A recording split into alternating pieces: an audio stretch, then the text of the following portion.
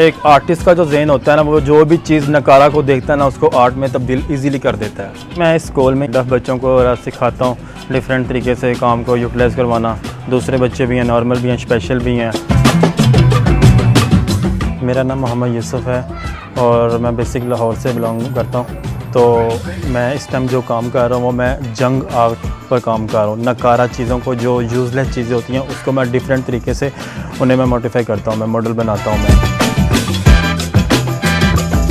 मुझे ये ख्याल एक दिन आया, मैं अपने बाज़ार में एक दफ़ा गया तो वहाँ पर ना मैंने कुछ चीज़ें देखी थी, मॉडल वगैरह बने हुए थे, वो क्या कहते हैं, लकड़ी के बने हुए थे। तो मेरे जहन में ख्याल आया क्यों ना इसको हम, ये कि लकड़ी आपको पता काफ़ी एक्सपेंसिव होती है ज़रा, इसको हम ये है कि नकारा चीज़ों पर इस पर यह है कि नए मॉडल बनाया जाए। इसलिए मैंने फिर इसको गत्ते पर चीज़ें बनाई मैंने।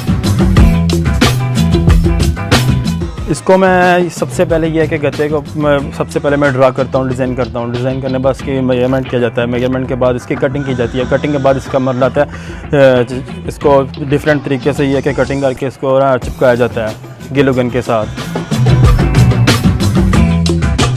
मैंने न्यूज़पेपर से काम किया हुआ है, शॉपिंग बैग से खाली जो पेप्सी 7 अप को उनकी जो बोतल होती हैं प्लास्टिक की, मैंने उसको डिफरेंट तरीके से यूटिलाइज़ किया हुआ। उसके वाजिस गुलदान बनाए हुए, फूल बनाए हैं उसके मैंने।